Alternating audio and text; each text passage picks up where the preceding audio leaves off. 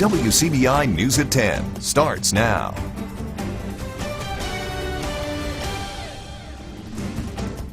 Thanks for joining us tonight at 10. Diners in Columbus may soon be spending a little more for their meals. A new version of the 2% restaurant tax has gotten the governor's signature. Quentin Smith speaks with the city and county leaders about what this means for the area. He joins us live in the studio with more. Hey, Quentin. Yes, Scott, city and county leaders are excited about the potential to collect the restaurant tax once again. Just last year, several festivals and other events in the area had to be canceled due to a lack of funding. However, city and county leaders that I spoke with say that could all change this year if the restaurant tax gets implemented. Big changes could soon be coming through the doors at restaurants in the Friendly City and in Lowndes County after state lawmakers approved and signed the 2% restaurant tax bill. It's a win-win for everybody. I mean, it's the community, the restaurants. It's exciting to know that our 2% restaurant tax is going to be reinstated, and all of the wonderful things that have happened for the citizens and for visitors to Columbus will be back in play. City and county leaders say they're thrilled to begin collecting taxes again because of the economic impact it could have on the area. With the money that's being collected, the city of Columbus would receive $400,000 for Parks and Rec, along with tourism, entertainment, and special events. $300,000 would go towards the county, and $250,000 would go towards the Golden Triangle Development Link.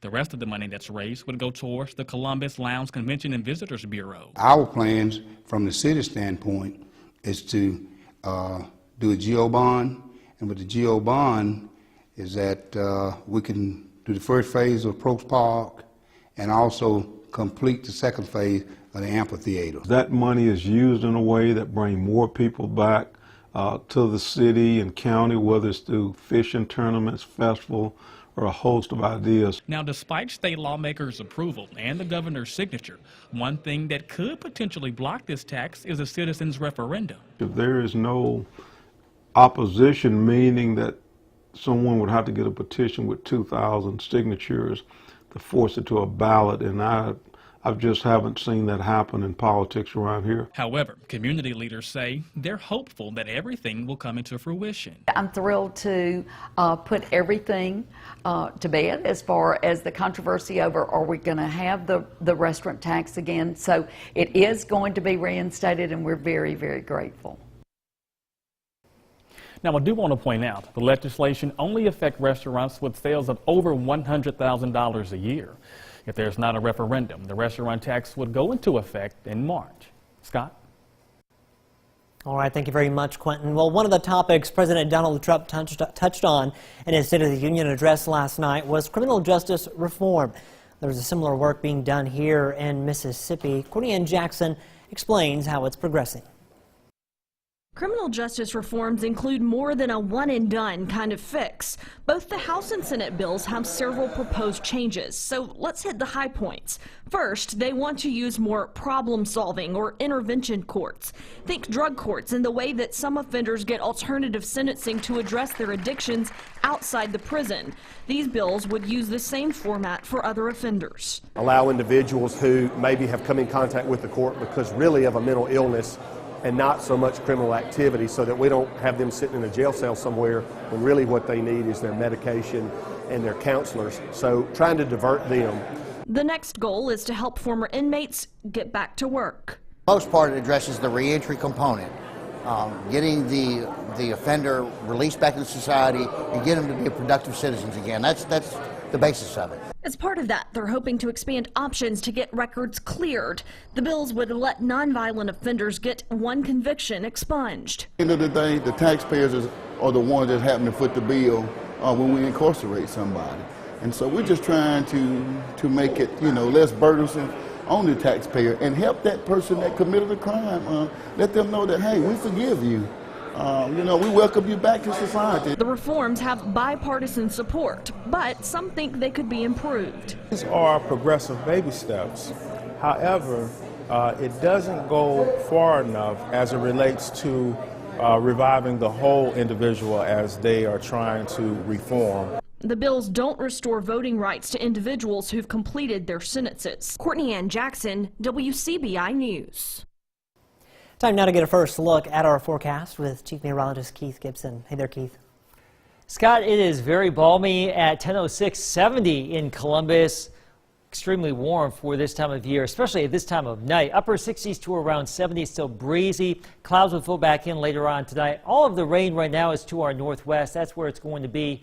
Some thunderstorms too. Now we will have a chance for some rain tomorrow, probably during the afternoon and evening, but we start out very warm, getting back into the mid to upper 70s during the day, and then a cold front will come on through and cool us down for Friday. But enjoy it one last extremely warm day.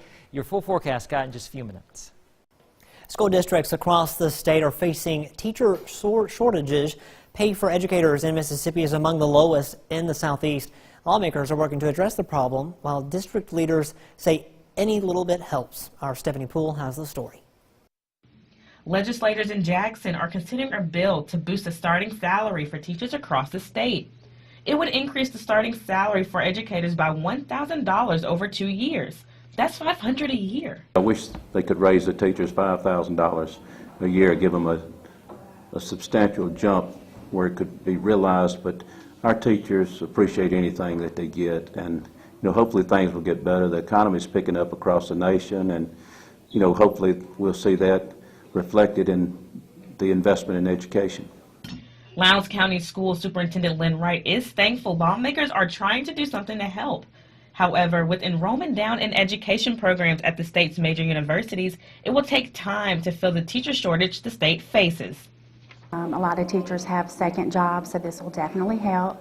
And hopefully when the money is available that we will be able to get more of a pay raise to keep teachers coming into this profession. Wright says merit pay programs do increase teacher pay and is working in his district. New Hope Middle School has gone from a C to A average in their state rankings.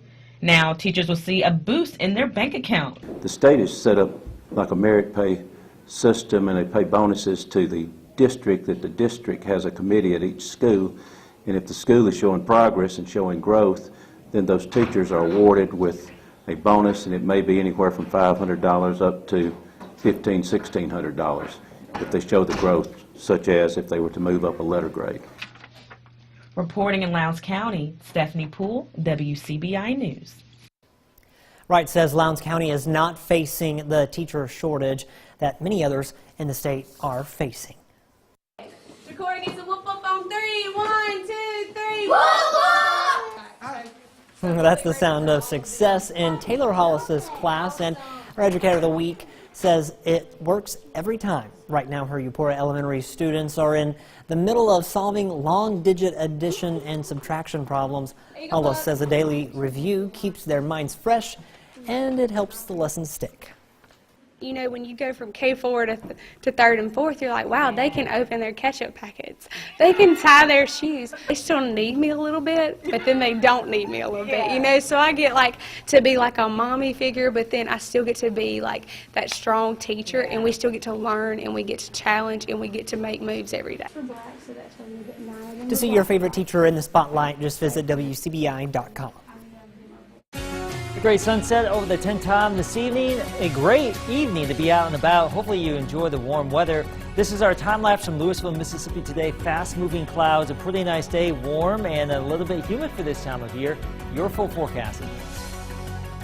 WCBI's Educator of the Week is brought to you by Food Giant, where your neighbors are the owners.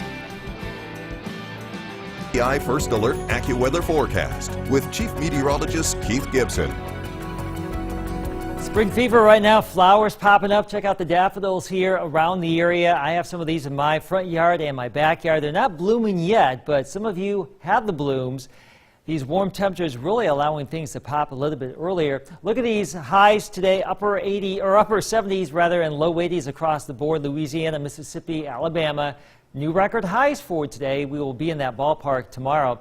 For the next 24 hours in the Columbus area, eventually settling down into the mid-60s, but back into the mid to upper 70s tomorrow before we'll cool things down. The average about 58 in Columbus, so we're thinking about 20 degrees above average for you Thursday. Low to mid 70s northwest, mid to upper 70s southeast tomorrow. A chance for some afternoon and evening rain.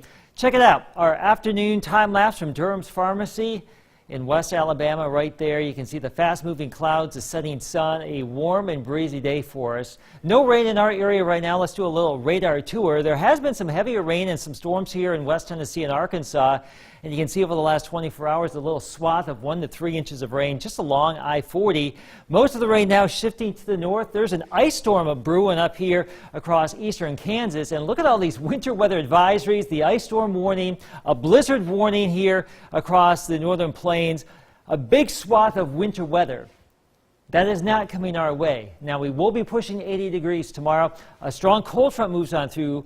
And this is an unusual situation for us. We'll take it, though, because no severe weather is expected with a strong cold front this time of year, especially since we will be pushing 80 degrees tomorrow. So 70s to around 80. There's that sharp edge of that cold air coming on in back to the northwest. That will be in here starting Friday for a few days, but tomorrow, enjoy it. The best chance for some strong to severe storms to our northwest on Thursday. So if you're traveling northwest of Memphis, that's where it could be, but around here we don't really expect it. A mix of sunny clouds during the day, probably dry through midday.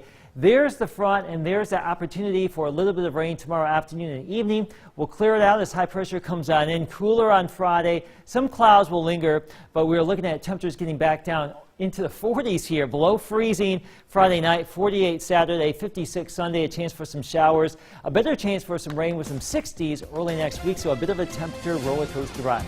Here's your forecast. More of the show is coming up. Welcome back. Over 5 million Americans are living with some sort of heart failure, and it may come as no surprise that cases are common in Mississippi. In tonight's Health Talk with Baptist, we find out about a monitoring system that can help improve outcomes for patients living with heart failure.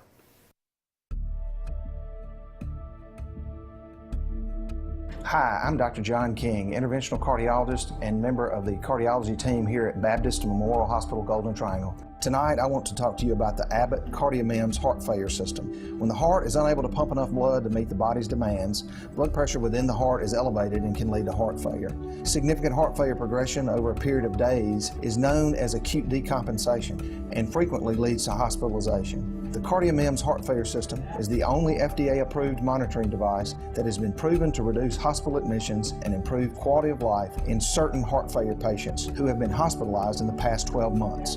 We now perform this procedure at Baptist Golden Triangle. This heart failure system uses a miniaturized wireless monitoring sensor that is implanted in the pulmonary artery during a simple outpatient procedure to directly measure pulmonary artery pressure. The system allows patients to transmit pulmonary artery pressure data from their homes to their healthcare providers. The patient uses a portable electronic unit and a special pillow containing an antenna. This allows proactive treatment for the heart failure patient and reduces the likelihood of rehospitalization. There is no pain or sensation for the patient during the readings. The electronic system transmits the readings to a secure website where it can be seen by the patient's doctor. This is a simple process that takes only a few minutes, but can greatly impact the management of your condition. Join us next time for Health Talk with Baptist, where we will discuss other important topics to help you improve your cardiovascular health. Mail your topic suggestions to healthtalk@wcbi.com. Health Talk has been brought to you by Baptist Memorial Hospital Golden Triangle. Student athletes all over the country making decisions today official. MSU and Ole Miss racking up some good signing classes. More on that coming up next in sports.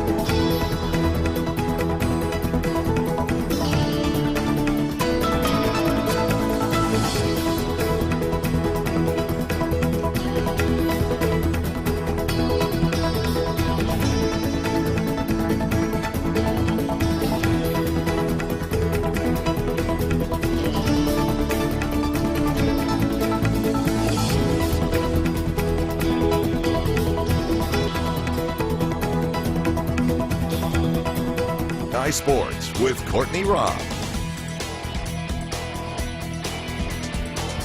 It's opening weekend for the Rebels softball squad. Even though the season might begin in the Sunshine State, the build-up to the opener has been anything but shiny. In the preseason coaches poll, the Rebels were picked second to last in the predicted standings, and now head coach Mike Smith won't even be making the trip due to an inability to meet university expectations. The team recognizes the struggles, but evidently takes a certain level of pride in being the SEC underdog.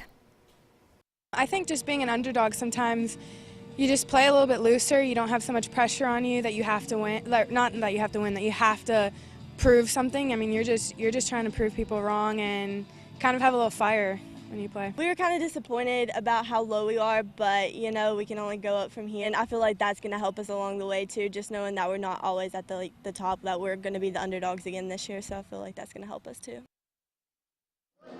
Another year gone by and National Signing Day has come and gone with it. Some major signing action in the area.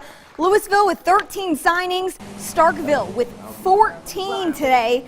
A plethora of local area kids deciding to take their talents to the next level at schools such as ICC, EMCC, Auburn, and Louisville. This is only a small portion of the action, but in case you missed it, you can find it in all of its entirety. To watch all the area signings, they'll be available on our website at WCBI.com.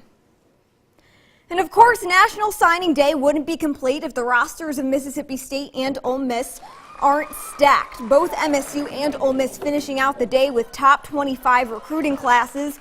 Ole Miss with a total of 31 commits and State with a total of 21. Plenty of local talent filling those spots. Just some examples. A few had already signed back in December, such as Ashanti Sistrunk and Keziah Pruitt. Today, Nathan Pickering signs with State, while Brandon native Jonathan Mingo signs with Ole Miss. Interviews talking with Joe Moorhead and Matt Luke can be found on our website at WCBI.com. New Orleans native Lamar Peters and the Dogs taking on Tremont Waters in 22nd ranked LSU. Waters stealing MSU's cookies early, strips Q Weatherspoon and finds Javonte Smart in transition for two. LSU up 8 early, but State answers with a huge run. Started by Robert Woodard, pick and pop with Lamar Peters. Woodard for 3, the money shot there. And then that defense leads to offense. Q with the steal finds Nick Weatherspoon all alone for the ferocious two-hand jam. They were 3 for 3 for dunks today, and the Dogs weren't done. More stifling defense. Nick with the steal here is going to start the break and find Robert Woodard.